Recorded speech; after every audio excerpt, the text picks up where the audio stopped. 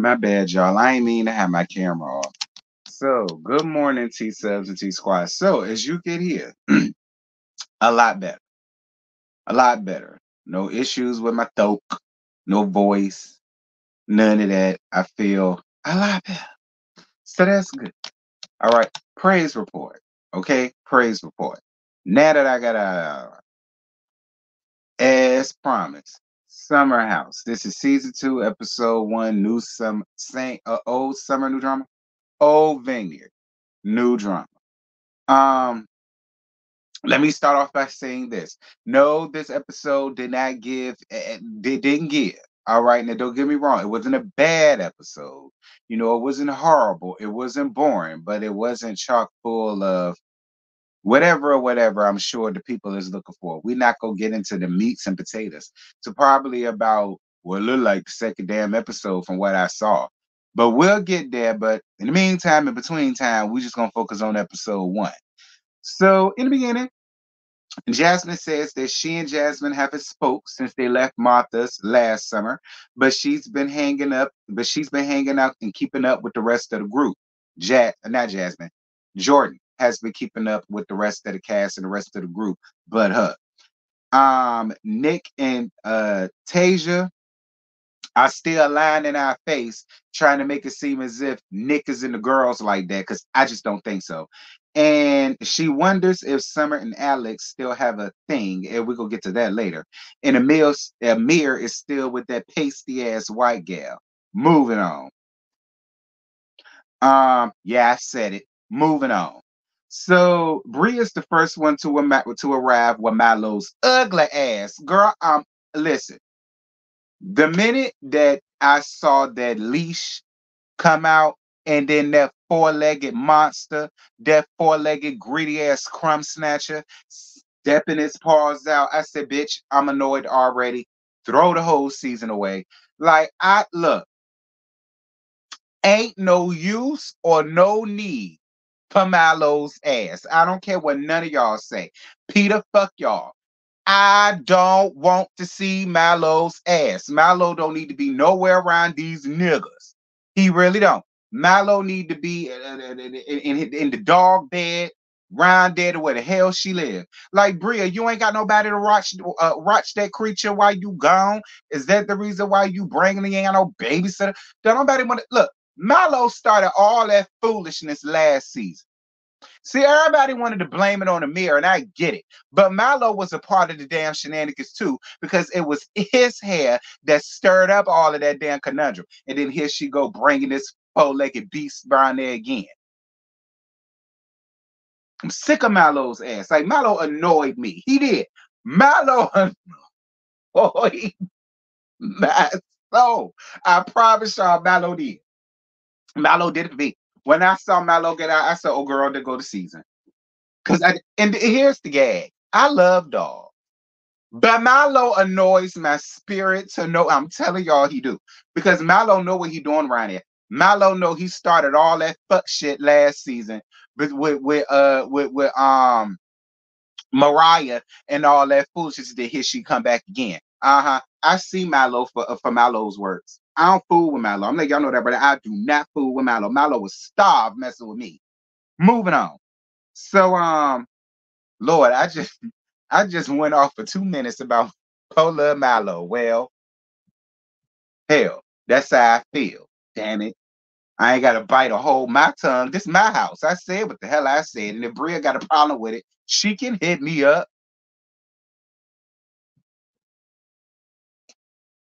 Anyway. Jasmine arrives next without Silas, and I feel like it's a good thing. I'm gonna be real because I really couldn't take Jasmine and Silas last season. So I'm not mad that Jasmine has to be here just by herself. Maybe I'll be able to like Jasmine and accept Jasmine a little bit more without Silas being all around. So I don't find Silas not being here a bad thing. I want to see Jasmine beyond all of that. I want to see what she was like before she met Silas and then put on this cookie cutter, I'm a wife and we're the Coopers and it means a lot type thing. I want to see her without all that because I think she real cool without all that. So I ain't even mad with it. But prayers though go out to Silas because he is on deployment. I think he's in Eastern Europe or something like that. So definitely prayers go out to Silas. We want him to come back in one piece, absolute. But I'm interested to see Jasmine with just Jasmine and being with her friends. Maybe they can reconnect without Silas being all down her damn back. So Jordan this summer they come together. Jordan says that she's not excited to see Jasmine. She felt like last season she wasn't being authentic and she kept trying to force people together, and she did. She was, and it was mad annoying. Um, and she's not used to her being that way. That's why I said it'll be interesting to see Jasmine trying to reconnect with her homegirls without Silas. And I want to see how she can be without him constantly being around her, hovering over her. Because it just seems like whenever he's around, she has to put on this, I miss Cooper. Nah, girl, we don't want that. Especially your homegirls. Moving on. Shanice arrives and she's staying in the house full time because y'all know last season, I think she only stayed for like a week. No, no, no. I think she only came for the weekends because she had to work through the week. I think that's what it was. I think either she came for like a couple weeks and then she had to leave for work, or she only came for the weekends. I want to say she only came for the weekends. Y'all get me together in the comments because I can't really remember. But I think it was along the lines of she came on the weekends. So she came Friday and she left Sunday. I think that's how it was. Um, Alex comes and we find out he and Summer, well, we find out Summer is no longer feeling Alex, and we will get down to that later. She calls him weird. She says that when she was in NY, whenever she be in New York, they would hang. Whenever he would come to LA, they would hang, or whatever the case may be. But that was it. We'll get down to that later on because Summer, we'll get there. We meet Noelle. Noelle is a friend of Summer's. Noelle, let me tell you something. The worst thing that you could ever do is get up here and announce yourself as one of them dusty ass, pinky green ass women. All right. I don't know if you know it or not, Noelle, but we around here don't give a fuck. No, okay. This is a Delta channel, love. Okay, this is a Delta channel. You see, I got on my red. You see, I got on my red. Granted, it ain't no cream, but I got my red though. All right. You coming up here trying to introduce yourself as an AKA. I said, oh girl, that's a 20-point deduction in my book. And I'm only giving 20 because you seem nice. Because I normally I go for 40 or 45% deduction. Because child, trust me, nobody give a damn. Moving on. You pretty though. Noelle is gorgeous. She ain't even pretty. Noelle is real gorgeous. She's southern, and I like that. She give a little Spellman type tea. But girl, don't get up here bragging about being an AKA because don't nobody care about y'all dusty women like that. Moving on. Now, if you came up here hollering you was a Delta, and if you came up here in your red and your crimson and cream, you'll be my favorite out of everybody. Talking about some I'm from the first um sorority or whatever the hell it was she said, girl gone. This book. So Summer, Shanice, and Jordan felt like Amir's pasty ass girlfriend is standoffish and they don't know why. Because don't nobody want his ass, not even Jordan. Um, I don't know, Amir. And you coming up here trying to act like your pasty ass girlfriend is so cray cray. I don't see it, but whatever. Go off, I guess. Preston's father passes away. I mean, he talks about how his dad's side of the family really don't fool with him or his sister like that. Like they didn't even invite him or the sister to the funeral. He found out about the funeral on Google, probably in the email or something, which I think is real tight. Like I think it's real sad that people help foster a dad not parenting their child. Like I never understood that. I feel like all parties involved are trash. I feel like they're foul. They're the lowest foul human beings that Father God Himself could have created. I'm more than sure he looked down at them in disgust and disbelief that his hands could really could have made. You know what I'm saying? I know God is like, I can't wait till y'all get up here. I know He is. But Preston, don't even worry about it because you's an attorney. That's on Bravo now. So who got the last laugh? You or them? Moving on. Noel seems to like Alex. Moving on. Jordan asks Alex about his musical event that he has coming up that he didn't invite everybody to. Bria and Summer kind of sort of get into it a little bit, but not really. And then Bria and Preston get into it, and then she leaves from the table. But then she comes back down and apologizes to everybody. And I got to be honest, I agree with Amir. That is the one thing about Bria that I hate. Excuse me. And that's this little girl temper tantrums that she constantly wants to have when she feels as though she's not being heard, or when she feels as though something isn't going her way, or this and that. She did the same thing last season, and she's bringing the same antics into this season. Like, Bria is such a little ass girl, and I really could deal without her. Bria is my least favorite. She really is. Bria is my least favorite. Milo down below, but Bria is my and is. But Bria is my least favorite. She's too childish. She's too childish. She's too confrontational. She don't know how to have because the gag is you can have an adult argument without yelling, without raising your voice, without getting up, storming off. Oh my God, I'm leaving.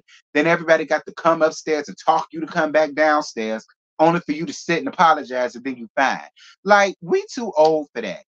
And yeah, you 27, too old. You in your late 20s, early 30s. You too old. Bria, grow up. Um, so then Summer asking Alex what, because apparently Alex had some type of musical event that happened while he was while he was here in New York, because y'all know I'm in New York. So he had an event here somewhere. And Summer felt the way because other people, well, some had got invites, but she didn't. And he was like, well, I didn't know that you was here in New York at the time, and blah, blah, blah. And then Summer said, nigga, that's a lie because you FaceTimed me and I was with Jasmine. And where does Jasmine live? New York.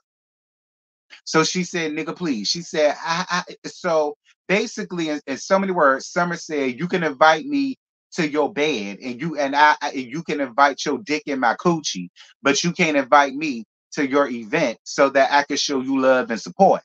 Basically, Summer let everybody know that Alex ain't changed. Alex is still a damn fuck boy. And you are Alex, because last season you talking about something, you celibate, you ain't having sex until you married. Da da da da da. You and Summer ain't married. You ran out there and knocked her boots dry and made that girl fall in damn love. Now you got her up here looking simple. See, Alex, you got that type of dick. I can't. I couldn't. I mean, I have. Listen, I've been Summer before, and it is not a good feeling. But Summer, you already knew what you was dealing with when you got with him. You did, Summer. You already knew what you was dealing with when you got with him. And Summer, if you decided to allow your feelings to take in more than his, that is a you problem. Unless he was pulling this Stevie J move and sweet talking you and pillow talking you in your ear. Now, which one is it, Summer? Was it just a friends with benefit thing and he always made that clear? Or was whenever y'all did anything, he wanted to hold you at night and kiss you softly and whisper cute things in your ear? Like, which one is it, Summer? I don't know. I won't dare. Drop down in the comments should you ever see it, because I really want to know.